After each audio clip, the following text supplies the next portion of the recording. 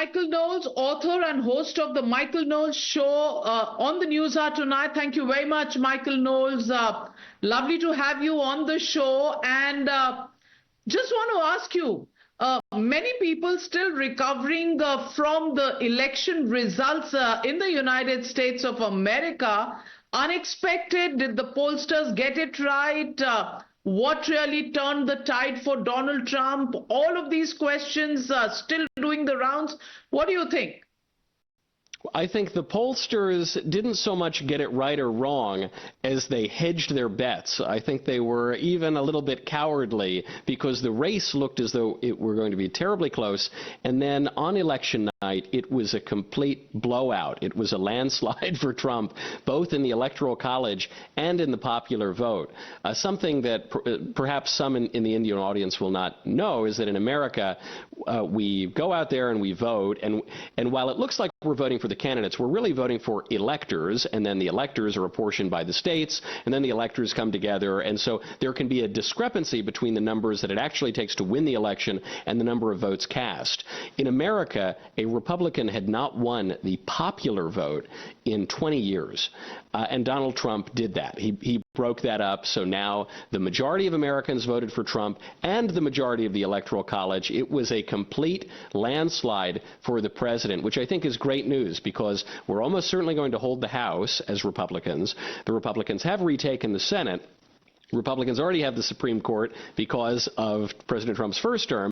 And so Trump will be entering office with a mandate to govern and almost certainly with a unified government. Well, but we're watching a sort of meltdown in the so-called left liberal ecosystem, many of whom are still trying to recover from result night yesterday. We saw elections in India fought on the issue of Save the Constitution, and similarly the election in America was Save the Constitution. To what do you attribute this meltdown of sorts? Well, I think that the left in America believed that they had finally secured total power. You know, they've had a lot of institutional power for a long time, and they've become much more brazen. Generally in America, it's looked frowned upon to prosecute one's political enemies, to imprison one's political enemies, to try to kick political enemies off of the ballot. And yet Democrats tried to do all of those things in this election cycle. They even went so far as to call Trump an existential threat to the country, which justifies his assassination, which nearly took place, really clipped him in the ear one time, and then almost took him out a second time. So I think the Democrats were so brazen. They really thought that they had it, and then they didn't. It'd be one thing even if they lost in a tight election, but it wasn't even tight. They just got completely obliterated. So I think the reason they're melting down and screaming at the sky and rending their garments and gnashing their teeth is in part because they really believed lies. And they really believed lies because they heard them from the leftist establishment media in America. And so what you're seeing here is not only a crack-up of Democrat power in the political order, I think you're also seeing a crack-up of the establishment media, which is giving way. Don't just take my word for it. The New York Times is admitting this. Washington Post is admitting this. It's giving way to podcasts. It's giving way to new media. It's giving way to streamers and people who've cracked up the leftist monopoly. And so looking down the line, 2028, 2032, 2036, I suspect that Democrats are going to have a lot of hard work to do if they want to recapture the political power that they thought they had. But what do you make of Kamala Harris and what she said in her concession speech? She said, I will close with this only when it is dark enough. Can you see the stars? I know many people feel we are entering a dark time. Let us fill the sky with the light of billions and billions of stars, the light of truth, optimism, and service. Is this a repetitive trend that we're seeing, that everything is plunged into darkness? Yes, of course, the sky is falling for Kamala Harris, but one had the impression that not even she believed it when she was saying that. And in fact, she contradicted all of that terrible rhetoric earlier on in the speech when she said, I know many people are going to be sad about the result, but just know it's going to be okay. And this was a scandalous line for many of us who have been listening to the Harris campaign and the Biden campaign before that, because the Biden-Harris campaign began with the premise that Donald Trump called Nazis very fine people at Charlottesville years ago. It was a total lie. That President Trump is the second coming of Adolf Hitler, and that President Trump poses an existential threat to the country. So it was very odd to hear Kamala Harris, after all of that rhetoric, say, hey guys, it's okay that we just elected Hitler. It's good. Hey, it's okay that there's an existential threat to the republic. You thought, well, how is it? You just told us the country's going to completely collapse if this guy gets in. Now, by saying it's okay, really what Kamala is admitting is that she was lying, and the Democrats were lying, and Trump isn't going to destroy the country. And actually, what is most likely to happen is the economy is going to improve, immigration is going to be brought under control, foreign affairs are going to be brought back into order again after they totally spun out of control under Biden and Harris, and things are just going to return to normal, and that's what most people voted for. So when Kamala says, don't worry, it's going to be okay, she's half right. It's going to be okay. It's going to be better than okay. I think it's going to be great. So let me ask you, what about those critics who say, oh my God, he's got cases against him and now he's in power. He's only going to, turn the verdicts in his favor. And, basically apocalypse people are talking about. What do you think about that? Well, there's an update that actually just came in on the cases, which is that they're over. They're over now. The special prosecutor whom the Biden-Harris administration sicked on their enemy, Donald Trump, Jack Smith, he's just dropped the case into President Trump supposedly trying to overturn the 2020 election, which was preposterous. Democrats have denied the results of their election losses for decades at this point. President Trump tried to fight back through perfectly legal mechanisms, and they tried to throw him in prison for it. So those cases are going to go away. And that's a very good thing. There's an irony to the Democrats calling Trump an existential threat to the Constitution and the Republic, because one of the key aspects of our constitutional republic is that we don't really prosecute our presidents. We don't throw our opponents into jail. That happens in tin pot dictatorships in Latin America, or in banana republics, but it's really not supposed to happen here. And so it's true. Trump had promised that he would fire that special prosecutor, in his words, 2 seconds after entering office. He doesn't even have to wait that long. That is all over. That is good for our republic. It's good for our constitutional system. The critics can whine and cry. They'll try to throw him in prison probably the next time they have power. But for now, we are returning to constitutional norms. We're returning to a normal way of life. And I think that fact is what appealed to a lot of people.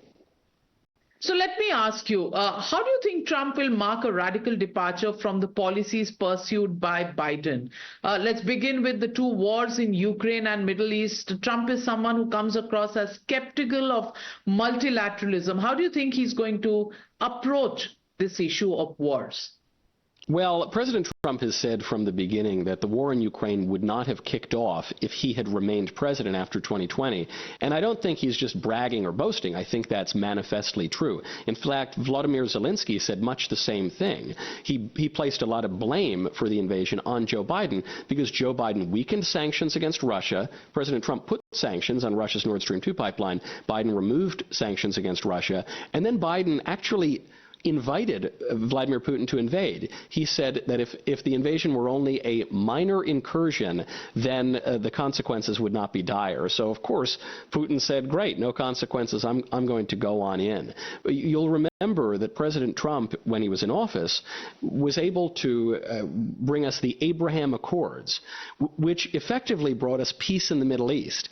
And Donald Trump has been famous for a very long time. If you had told me 20 or 25 years ago that Donald Trump, the reality TV star, the media mogul, the billionaire, would bring peace to the Middle East, I would have been very skeptical. But he actually did that. He brought all these people to the table. He shredded the Iran nuclear deal, which was really a disaster negotiated by the Obama administration, and he achieved that. Well, what happens 5 minutes after President Biden enters office? You get the outbreak of war in the Middle East, obviously after the October 7th attack on the state of Israel, then Israel's continuing war with Gaza. It looks like the Middle East is a tinderbox once again.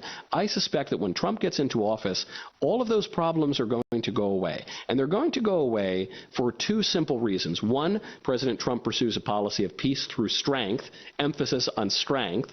But two, President Trump is unpredictable. These feckless bureaucrats in the State Department, these rudderless politicians like Biden and Kamala Harris, they are, in fact, predictable. They just go along with the status quo. They don't have any real principles of their own. President Trump, he has principles, and he has courage, and he has a spine. There's a story that appears to be true, that one of the reasons Vladimir Putin did not further invade a country on Trump's watch, first time in 20 years, was because President Trump told him that if he did invade Ukraine, he would blow up Moscow. And was Trump bluffing? Was Trump being serious? Even if there were only a 5% chance that Trump would really do it, that's enough to keep the rest of the world behaving and acting politely. Same thing with North Korea. President Trump met with North Korea. When North Korea started to rattle its saber, Trump said that he has a big red button on his desk, and the button's bigger and the button works. He effectively threatened Kim Jong-un with nuclear war. And guess what? Kim Jong-un started to behave. So I think President Trump's unpredictability, his obvious courage and courage under fire, we saw literally when Trump was nearly assassinated, and President Trump's principled strength in American foreign policy, I think all of that is going to clear up foreign policy problems almost immediately. No wonder you're such a darling of the right wing and you have so many followers, because I'm sure the Trump supporters, the right wing nationalists, must be lapping up every word that you say. But let me ask you, Mr. Knowles, you do have strong views on issues such as same-sex marriage, but what many do fear is that there might be an erosion of civil liberties. For instance, the reversal of the Roe versus Wade judgment in 2022 on the part of judges who were appointed by Donald Trump while he was president has led many to question, is this conservatism going too far?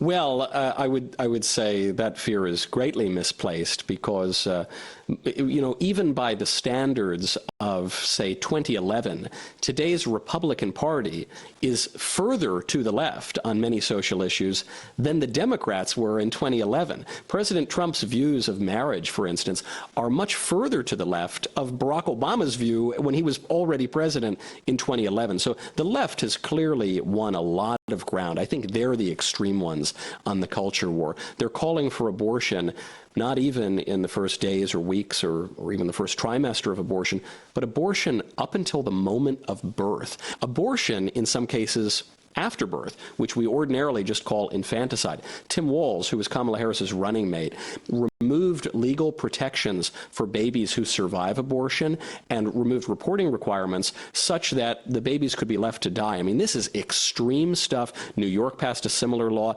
changed the penal code such that if you murder a pregnant woman, it's no longer double homicide, it's only single homicide. We're talking extreme stuff, which I think the American people rejected at the ballot box. One social issue, though, that is on the table, I think, is this issue of transgenderism.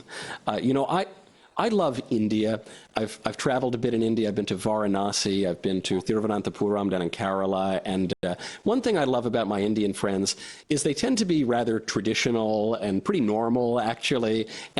But in the liberal West, there is an ideology that has taken hold in recent years that a man can just become a woman, that a man can secretly be a woman, or, this is even crazier, that a little kid, a 5-year-old or 6-year-old kid, might secretly be the opposite sex, and if so, teachers in schools should call that child by the pronouns of the opposite sex, should put that child on puberty blockers, should cause all sorts of medical problems for that child, bone problems, psychological problems, anxiety, depression, suicide, and in some cases even keep all of that information from the child's parents and then allow big grown men to change, to strip naked in front of little girls in public pools. I mean, absolutely crazy stuff.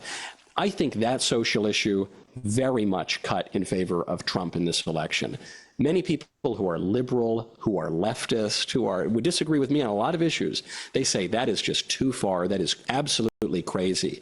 And if the Democratic Party is going to lie to me on the meaning of the word woman, well, what are they not lying to me about? What else are they lying about? And so I think on that social issue, the Republicans have won a knockout victory, and I don't think the Democrats are going to be able to run on that much longer. Well, yes, we are traditional people, but Gen Z in India as well, getting lots of ideas from social media and the internet. And our generation is also extremely insecure about this new conversation and lingo, as it's called, about what's your pronoun? Is it he, him, she, her, or is it they, their? That conversation is happening in Gen Z, even in India. So scary thought there for us as well. But let me ask you, Michael, what do you think about Trump's cabinet? Who do you think is going to get in there? I spoke with Vivek Ramaswamy when I was in the US in September, and he's quite a poster boy for Indians. Do you think he's going to make it? What are the other probables that you think?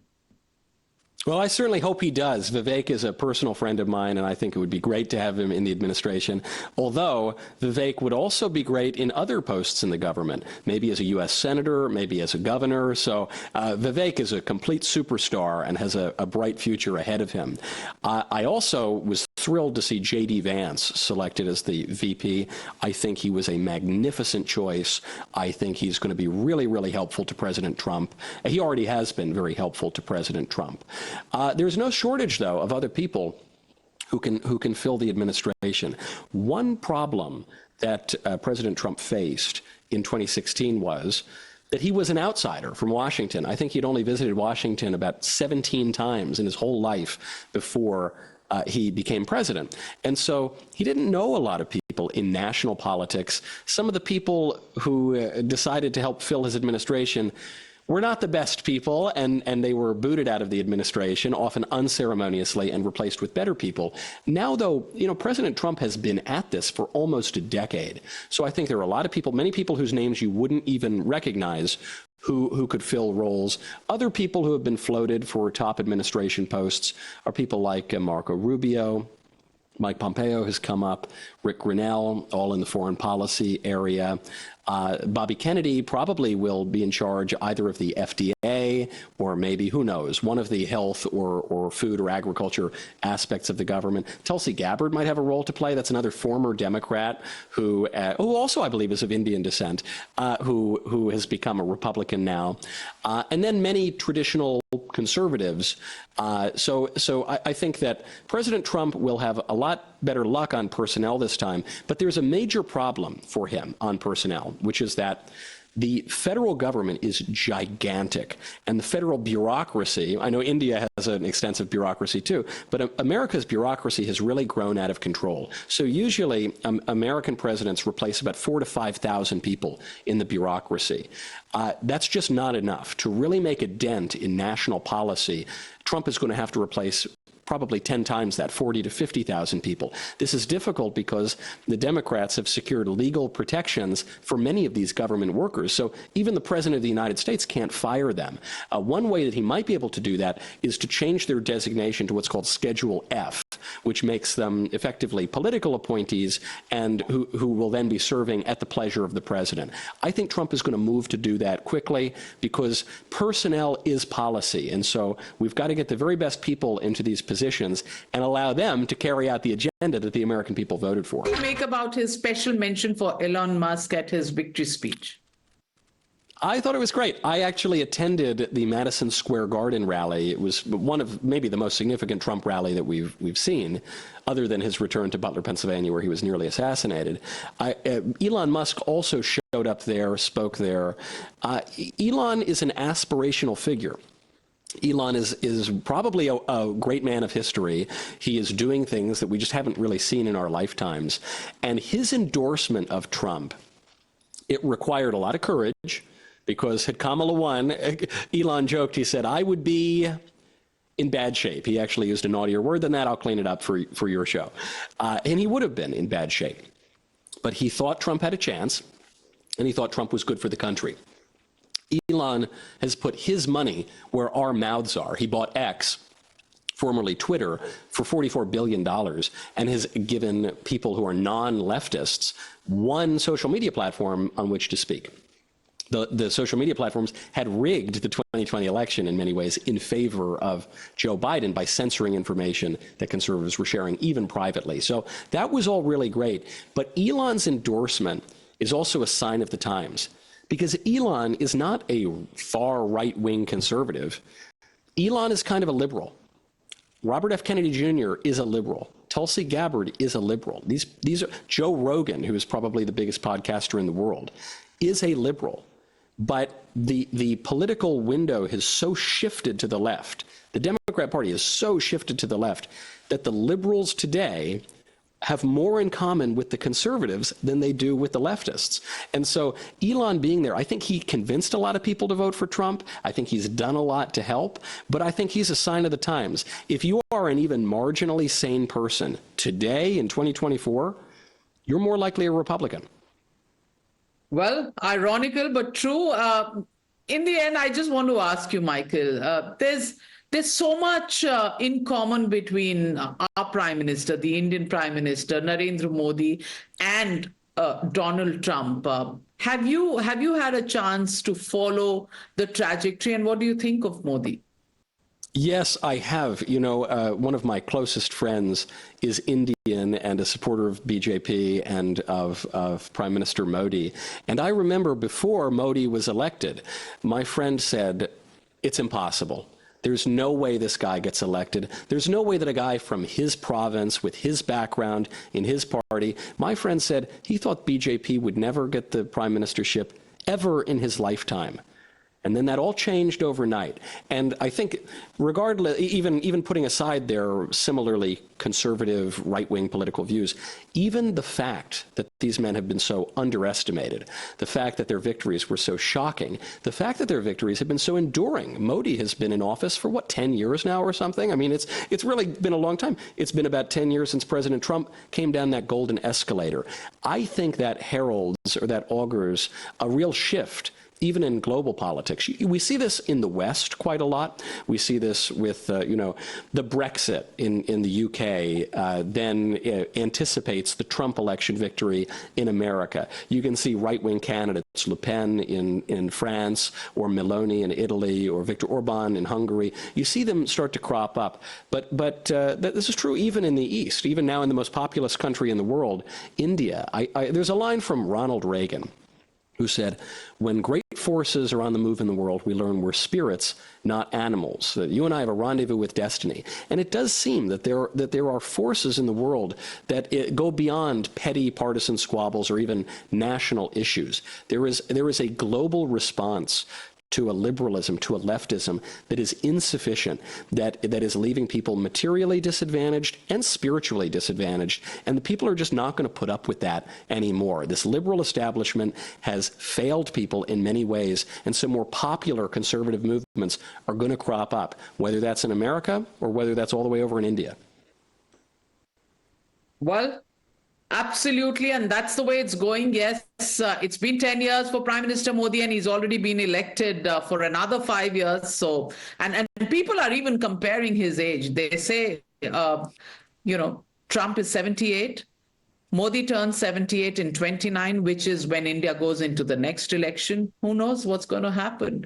But yes. Well, I said when I was recently over in Kovalam Beach for a wedding, my friend bought me a Nehru jacket. I said, "Oh, this is a nice Nehru jacket to go over my kurta," and he said, "No, Michael, Now we call it a Modi jacket. This is the Modi jacket. Okay, Modi, he is the cultural figure. I said, okay, good. Now I've got a Modi jacket. Yes, absolutely. And that's the way, the vibe has changed, and that's the way India is today. Well, voters have their own decisions in both countries, in America as in India, and they express their views. Once every 5 years in India and once every 4 years in America. And more power to democracy. Thank you very much, Michael Knowles, for joining me on this broadcast. And we hope to get you more often to talk to the Indian audiences. Well, thank you so much for having me. It would be a great pleasure. I have a great affection for India, so any opportunity to come on and to celebrate these victories for conservatives and for just normal people asserting their traditional rights as citizens, I think is a wonderful thing. So thank you for having me.